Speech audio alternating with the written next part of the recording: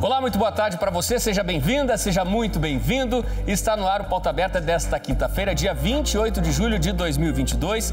Estamos ao vivo para todo o país, a você sempre ligadinho aí do outro lado. Muito obrigado pela sua companhia com a gente aqui na TV Evangelizar. Vamos juntos então a partir de agora com nossos destaques do jornal de hoje.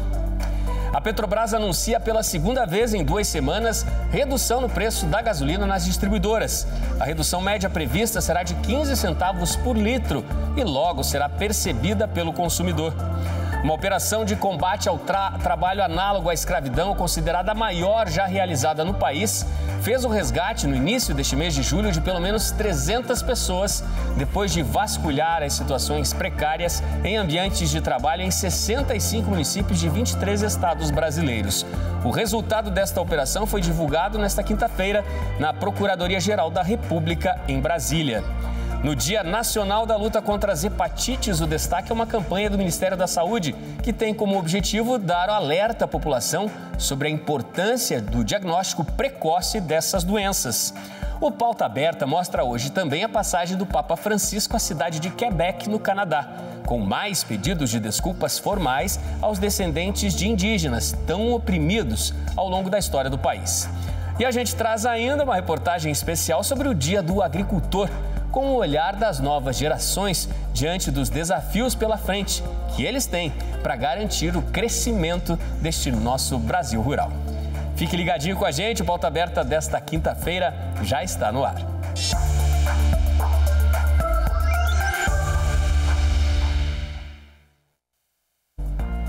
Um alívio para o bolso do consumidor brasileiro. A Petrobras anunciou agora, no início da tarde, que vai reduzir pela segunda vez seguida o preço da gasolina negociada nas refinarias.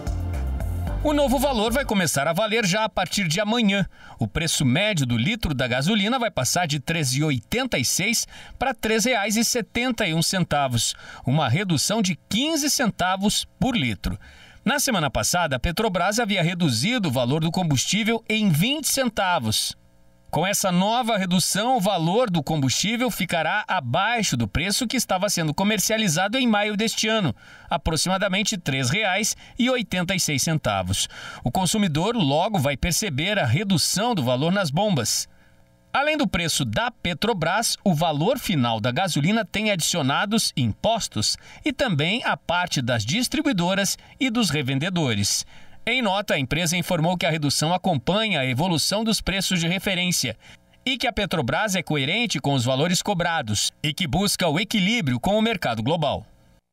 A inflação registrada no aluguel ficou em 0,21% no mês de julho. Os números foram divulgados hoje pela Fundação Getúlio Vargas. É a menor taxa de variação do índice desde novembro do ano passado.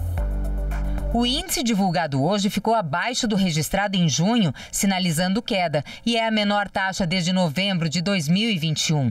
O IGP, que é o Índice Geral de Preços de Mercado, ficou em 0,21% em julho, após ter registrado alta de 0,59% no mês passado, o que representa um acumulado de alta de 8,39% no ano e de 10,08% em 12 meses, se mantendo abaixo do Índice Nacional de Preços ao Consumidor Amplo, que é o IPCA 15, que é considerado uma prévia da inflação oficial do país. Em julho de 2021, o índice havia subido 0,78% e acumulava alta de 33,83% em 12 meses. Especialistas explicam que os preços de commodities importantes estão baixando, refletindo os riscos de um cenário microeconômico pouco animador. Segundo o índice ao produtor, ocorreram recuos importantes nos preços do minério de ferro, do milho, da soja. E no âmbito do consumidor, a redução do ICMS da energia elétrica e da gasolina influenciaram pontualmente o resultado do IPC, que registrou queda de 0,28%. É importante entender que o IGPM é conhecido como inflação do aluguel, por servir de parâmetro para o reajuste de diversos contratos, como os de locação de imóveis. Além da variação dos preços ao consumidor, o índice também acompanha o custo de produtos primários, matérias-primas, preços no atacado e dos insumos da construção civil. No Brasil foi registrada agora em julho a maior operação já realizada de combate ao trabalho análogo à escravidão, chamada de Operação Resgate 2. 50 equipes vasculharam 65 municípios em 23 estados. Mais de 300 pessoas foram resgatadas. A Operação Resgate 2, que teve início em 4 de julho, reuniu mais de 100 auditores fiscais da Inspeção do Trabalho, 44 procuradores do Ministério Público do Trabalho, 10 procuradores do Ministério Público Federal, 150 agentes da Polícia Federal e 80 da Polícia Rodoviária Federal, além de 12 representantes da Defensoria Pública da União. As informações foram destaque hoje, durante coletiva à imprensa na sede da Procuradoria-Geral da República, em Brasília. A mega operação executou 105 ações de fiscalização e resgatou 337 pessoas em condições análogas às de escravo em 15 estados brasileiros. Desse total, 5 eram crianças e adolescentes e 6 trabalhadoras domésticas, uma delas no serviço desde os 9 anos de idade. Mas esses números podem aumentar nos próximos dias, pois as ações estão em andamento. A operação está sendo considerada a maior de combate ao crime na história do país, não pelo número de resgatados, mas pela estrutura envolvida e a diversidade das ações. Desde 1995, quando o Brasil reconheceu diante das Nações Unidas a persistência de trabalho escravo, mais de 58 mil pessoas foram resgatadas por grupos de fiscalização. A diferença é que a Operação Resgate agora ataca o crime de forma simultânea, tanto na área urbana quanto na área rural. Entre os estados brasileiros com maior número de resgatados está Goiás, com 91 trabalhadores, seguido de Minas Gerais com 78, Acre com 37 e Rondônia com 27. Não houve ações de fiscalização apenas nos estados do Amapá, Rio Grande do Norte, Roraima e Sergipe. De acordo com informações oficiais, o número de resgatados apenas no mês de julho já chega a quase metade de todos os resgatados este ano. As áreas em que foram encontrados mais trabalhadores em situação análoga à de escravidão foram no cultivo de café, onde 77 dos trabalhadores foram resgatados, e na colheita de palha de milho. Dos 337 resgatados, 149 também foram vítimas de tráfico de pessoas. Entre eles estão 4 de origem paraguaia e venezuelana. É uma triste realidade ainda que enfrenta, o nosso país.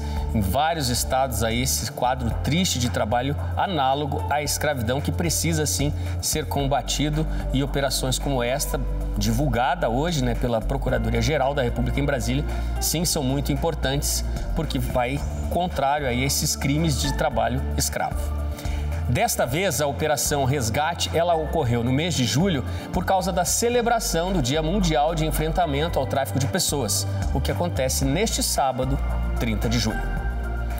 Em Mato Grosso, no centro-oeste do país, a polícia investiga as ações de uma quadrilha suspeita de misturar areia a cargas milionárias de soja, cargas que seriam exportadas para a China. A Gerência de Combate ao Crime Organizado e a Delegacia Especializada de Roubos e Furtos de Rondonópolis, em Mato Grosso, cumpriram hoje 88 ordens judiciais contra suspeitos de integrar uma quadrilha que adulterava cargas milionárias de soja exportadas para a China. O grupo é investigado porque atuava em crimes de furto e fraude na entrega de cargas no sul do estado. Foram adulteradas aproximadamente 9 mil toneladas de soja.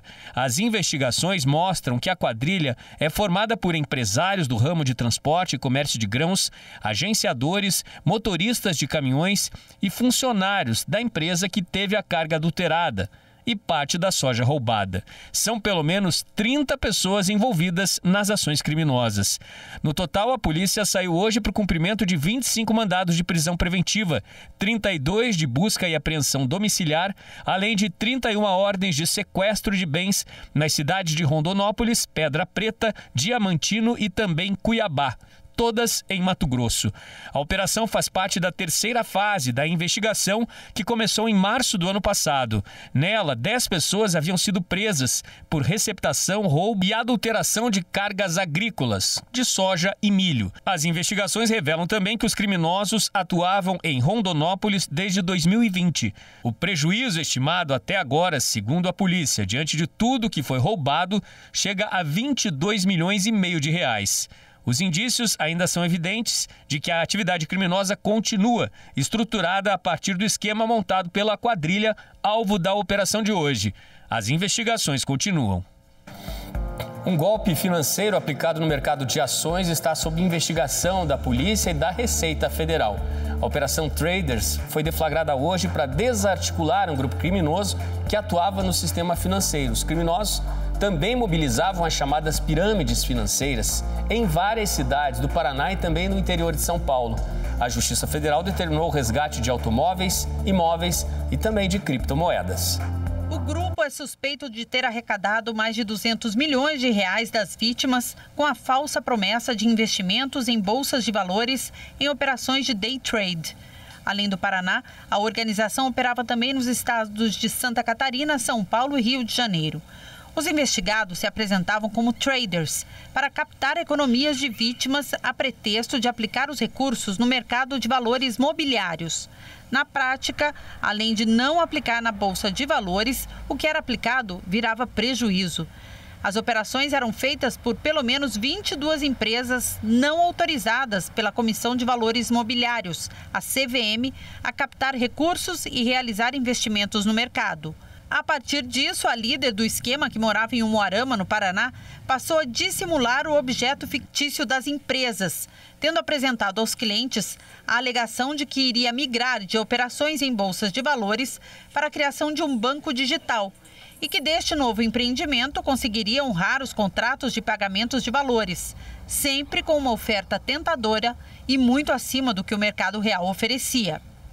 A investigação começou em 2021, a partir da identificação das primeiras filiais das empresas de operação em bolsas de valores em pequenas cidades da fronteira paranaense com o Paraguai, como Guaíra, Douradina e Umuarama.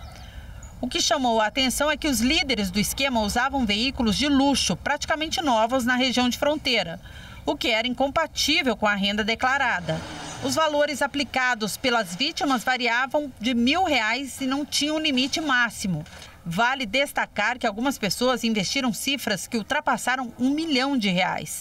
Os valores eram depositados diretamente nas contas das empresas investigadas e depois transferidas parcialmente para as contas pessoais dos líderes do esquema. A Polícia Federal informou que milhares de pessoas foram vítimas desse golpe. A investigação continua. Os envolvidos vão responder pelos crimes contra o sistema financeiro nacional, contra o mercado de capitais, contra a economia popular e ainda por lavagem de dinheiro e organização criminosa. Vamos falar de tecnologia agora. Por decisão da Anatel, Agência Nacional das Telecomunicações, as cidades de Belo Horizonte, Porto Alegre e João Pessoa vão ser as próximas capitais do país a disponibilizar o tão esperado sinal 5G. Ou seja, tudo começa a mudar nessas cidades já a partir de amanhã. As 3 capitais finalizaram os requisitos técnicos e, com isso, a Anatel aprovou a liberação do serviço. Nós entendemos que está no que se poderia entender como uma fase de testes. A partir do dia 29 de setembro, a prestação do serviço precisa ser feita nos termos regulamentares. E nós vamos a campo justamente para medir a prestação do serviço, medir os indicadores de qualidade e tomar as medidas que forem necessárias para garantir que todas as regras de prestação do serviço sejam observadas pelas operadoras. A 5ª geração de internet móvel vai trafegar no Brasil por 2 vias. Uma delas é chamada de pura, por ter uma faixa de tráfego própria e oferecer maior velocidade para baixar e enviar arquivos. A outra versão, a princípio, terá um desempenho limitado, porque opera na frequência do 4G, um percurso engarrafado e lento. Essa via é para quem usa antenas parabólicas, geralmente em regiões afastadas. Para usar o 5G puro, é necessário ter um celular compatível, uma operadora que ofereça o serviço e estar na área de cobertura. Os aparelhos iPhone da Apple precisam baixar uma atualização da própria Apple.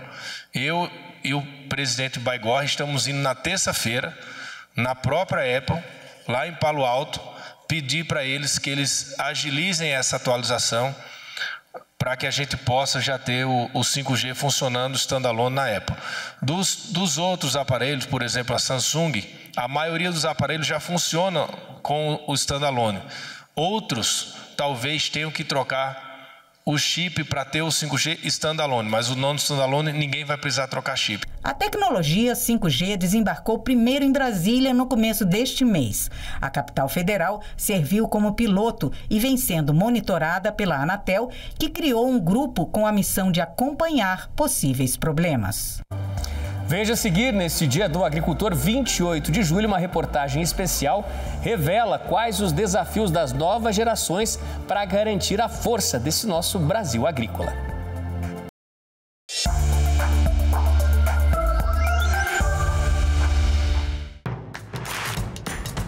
Não perca mais nenhum vídeo da TV Evangelizar. Inscreva-se agora.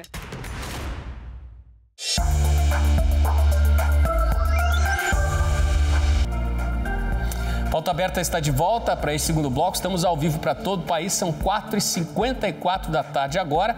Vamos de notícias internacionais. O Papa Francisco chegou ontem a Quebec. Levou o pedido de perdão em nome da Igreja Católica aos descendentes dos povos indígenas que vivem por lá e que foram tão oprimidos nas gerações passadas. Esta ainda é uma cicatriz profunda que está marcada por gerações, não apenas na região de Quebec, mas ao longo de boa parte da história em todo o Canadá. Na chegada à província de Quebec, o Santo Padre foi recebido com honras. Na residência oficial do governo, o primeiro-ministro canadense Justin Trudeau e a governadora-geral da Cidadela de Quebec, Mary Simon, deram as boas-vindas ao pontífice.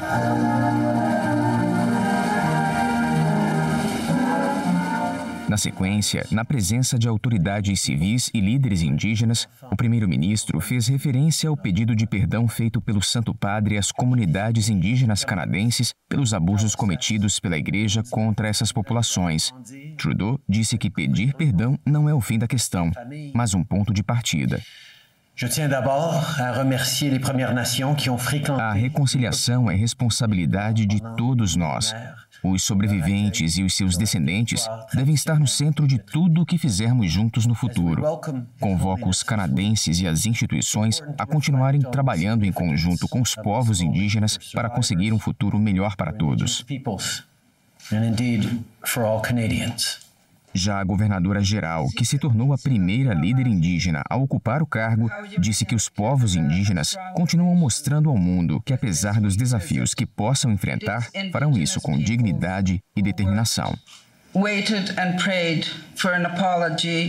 Foram eles que trabalharam, esperaram e rezaram por um pedido de desculpas dentro das terras indígenas do Canadá. Os seus esforços, coragem e resiliência fazem do Canadá uma nação mais forte. Em seu discurso, Francisco expressou vergonha e dor pelo papel das instituições católicas do que chamou de sistema deplorável promovido pelas autoridades governamentais da época. Lamentou que as escolas residenciais tenham separado tantas crianças de suas famílias e renovou o pedido de perdão pelo mal cometido por tantos cristãos contra os povos indígenas. Por tudo isso, pido perdão. Por tudo isso, peço perdão, disse o Santo Padre. É trágico quando os crentes, como aconteceu naquele período histórico, se adaptam às conveniências do mundo ao invés do Evangelho. Se a fé cristã desempenhou um papel essencial na formação dos mais elevados ideais do Canadá, caracterizada pelo desejo de construir um país melhor para todo o seu povo, é necessário, admitindo suas falhas, comprometer-se juntos para fazer o que sei que todos vocês compartilham. Promover os direitos legítimos dos povos indígenas e fomentar processos de cura e de reconciliação entre eles e os não indígenas do país. A programação desta quinta-feira prevê apenas 2 compromissos para o Santo Padre, ambos na província de Quebec. Pela manhã, Francisco celebra a Santa Missa no Santuário Nacional Santana. Já à tarde, ele terá encontro com bispos, sacerdotes, diáconos, consagrados, seminaristas e agentes pastorais na Catedral de Notre-Dame. De Roma, na Itália, Jucinei Cardoso para a TV Evangelizar. A Santa Missa já foi celebrada pelo Papa em Quebec e, neste momento, o Santo Padre Francisco já está a caminho do segundo compromisso do dia, o encontro com bispos e os outros religiosos na Catedral de Notre-Dame. Agenda cheia do Papa Francisco nesta viagem ao Canadá. Hoje é Dia Nacional da Luta contra as Hepatites Virais e o Ministério da Saúde, através de uma campanha nacional, tem como objetivo dar um alerta à população do país sobre a importância do diagnóstico precoce dessas doenças. Um exame rápido, seguro, de graça. Com apenas um furo no dedo e uma gota de sangue, é possível identificar casos de hepatites. A doença é silenciosa e pode levar à morte, mas tem prevenção, tratamento e cura. E o Ministério da Saúde quer alertar para a importância do diagnóstico precoce. Você sabia que a hepatite B é uma doença silenciosa e grave que pode ser prevenida? A hepatite é uma inflamação no fígado. Ela é geralmente causada por vírus e transmitida por objetos cortantes como seringas e por relações sexuais. Também pode ser provocada pelo uso excessivo de álcool, drogas, medicamentos ou por outras doenças. No Brasil, os tipos A, B e C são diagnosticados com mais frequência. O número de casos tem caído em todo o Brasil. A hepatite A, por exemplo, caiu quase 96% entre 2011 e 2021, mas o número de pessoas infectadas ainda é alto. Entre 2000 e 2021, foram mais de 718 mil casos no país, quase 39% deles de hepatite C. A maior parte dos óbitos também é causada pela hepatite C. A hepatite pode causar outras doenças, como cirrose e câncer. A melhor forma de prevenção contra as hepatites A e B são as vacinas.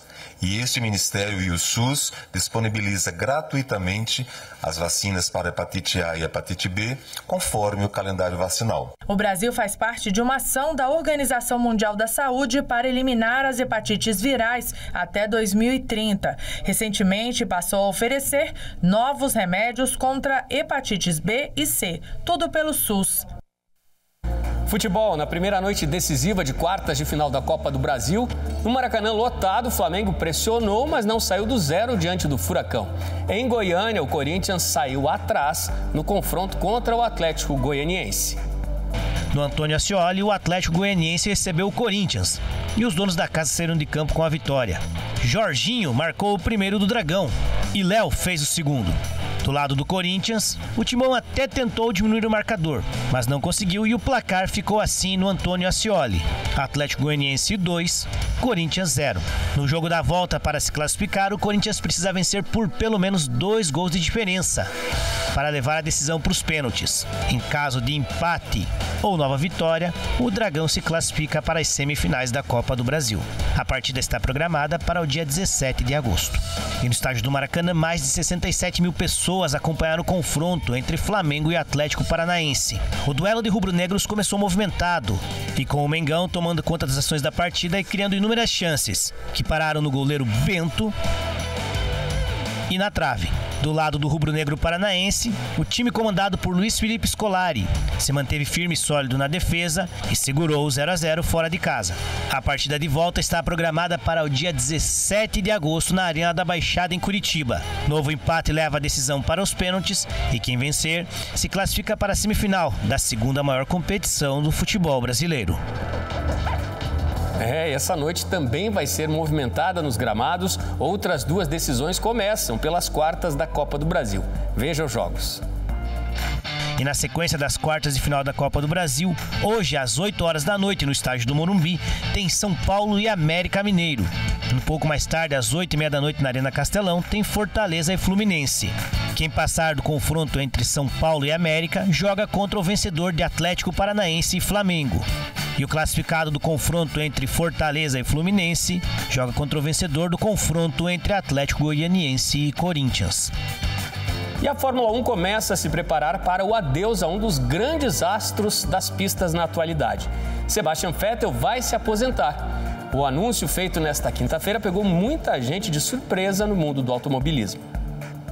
Na manhã desta quinta-feira, o tetracampeão da Fórmula 1, Sebastian Vettel, anunciou a sua aposentadoria das pistas. O alemão deu a notícia da decisão na própria conta do Instagram em um vídeo de pouco menos de 4 minutos, explicando os motivos da sua retirada do esporte. Na mensagem, Vettel faz reflexões sobre o futuro e como as próximas gerações serão importantes para o planeta. Nas pistas, Sebastian Vettel estreou em 2007 pela BMW Sauber no GP dos Estados Unidos daquele ano e conquistando pontos. A primeira temporada completa do alemão aconteceu em 2008 e mesmo pela pequena Toro Rosso conquistou a primeira pole e vitória no GP da Itália. Até hoje o alemão é o único piloto a conquistar vitória e pole com motor Ferrari sem estar correndo pela equipe da montadora italiana. Em 2009 foi promovido para a Red Bull, onde conquistou os 4 títulos de pilotos entre 2010 e 2013. Em 2015, mudou-se para a Ferrari na tentativa de repetir os feitos de Michael Schumacher, mas a passagem do alemão terminou conturbada e com baixo desempenho.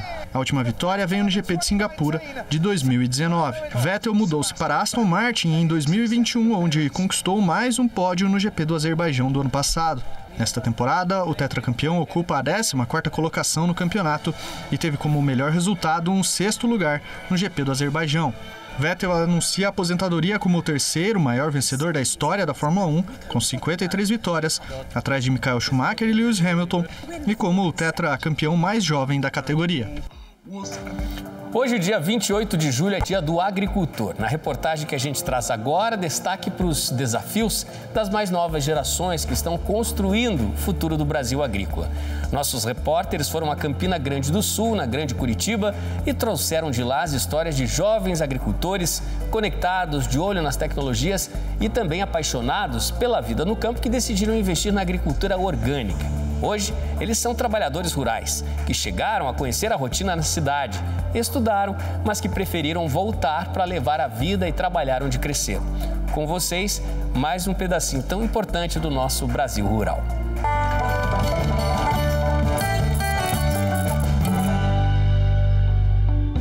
Alexander, Fernanda e Eroilton. O que eles têm em comum? São jovens cheios de sonhos, mas não é só isso. Eles representam um novo perfil, os jovens que escolheram a vida no campo. Uma cena que ainda é rara.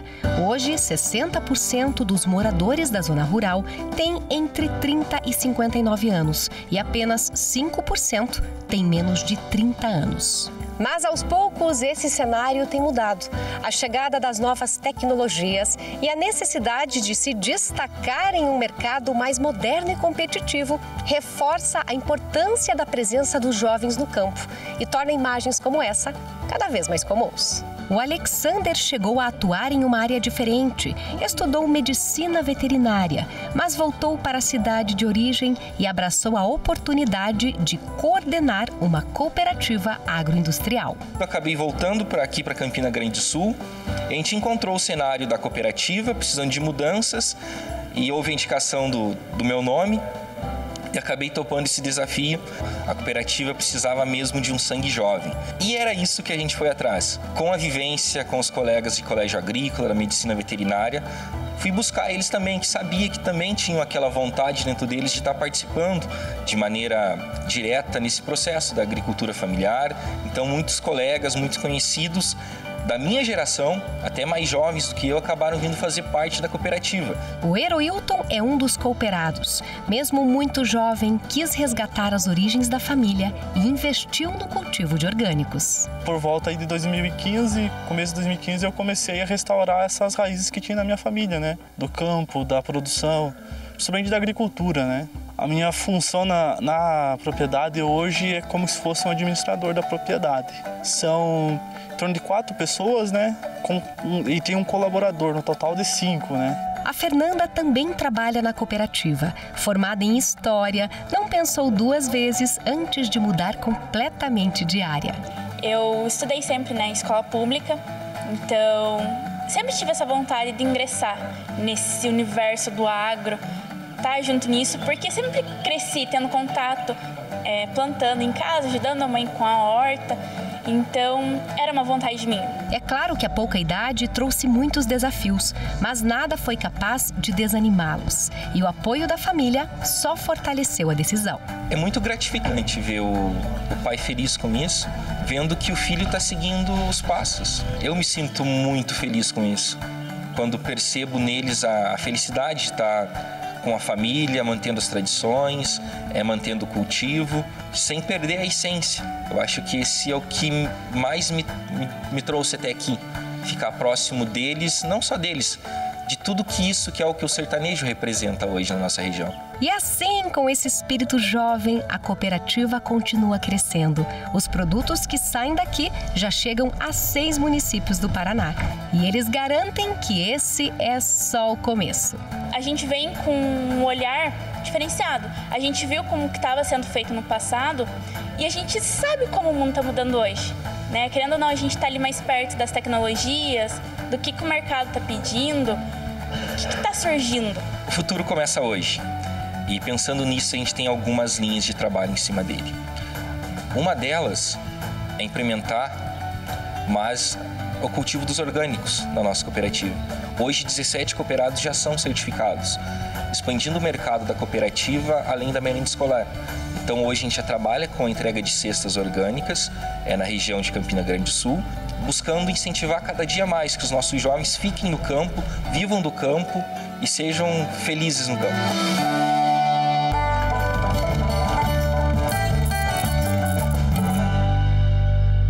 Projetos tão importantes, né? Lições de vida. 28 de julho, dia tão especial, né? Para todos os agricultores do nosso país. E com essa homenagem, hoje a gente se despede. A você de casa, obrigado pela sua companhia. Ótimo fim de quinta-feira e até amanhã aqui no Pauta Aberta. Tchau, tchau.